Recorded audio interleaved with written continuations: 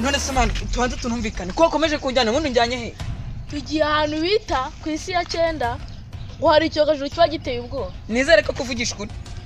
mwana mvugisha ukuri harya kirasa gute ariko ugisa nago nibuka ibari ko nyine cyasa umukara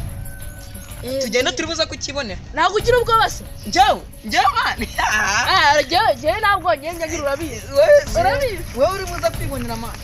gusa cyo nimba mumenye yuko mari ndasigaye cyiriga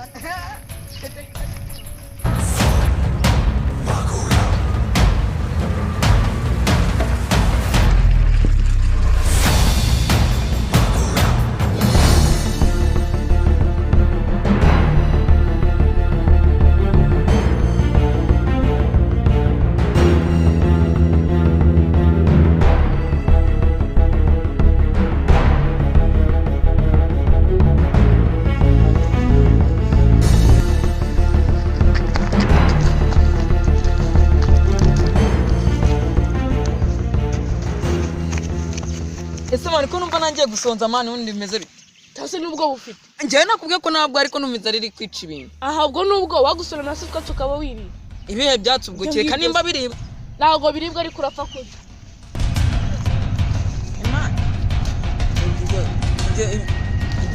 ibi byatsi papa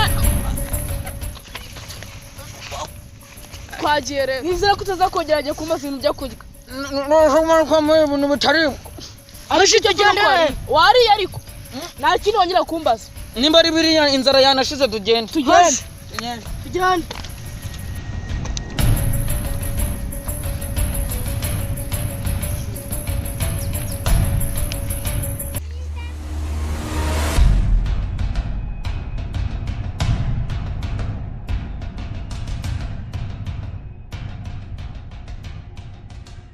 Simane ko numva nangiye kunanirwa mwahetse tukanaruhuka ahise ubundi muraruhuka kuko tubura gato aya mani cyara mani nani reka twicare umugongo wari uhashiriye pe ariko sima wowe kuri iyo si ya cyenda uri kwirirwa uvuga urabizi ko hari agatwiko kadanye shangiye ikimbabaje n'ukuntu mama yari yaguze capati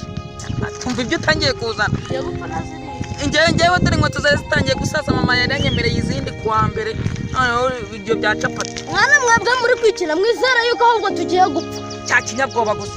ndajya urongera kuvuga ibyo bintu njyewe nta nubwo turi buze gukirana ya baba we babureka wirebera tugiye gupfa njyewe mani njyewe uza hano tugiye barabeshisha nago twako ako kanya noneho duhita tunagenda nkwereka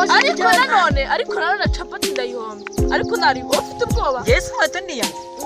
gusa mukagabo ntabwo bamfite ariko mwizere yuko turi bupfe nta kibazo ufashe ubundi byishe upfa byishe ni wewe wambere wapfuye ugasanga nta muntu uhari ugaruka upfa nawe byishe tugende gusa uno mugabo aranamukambeshye turiturana aha sawa Rahira.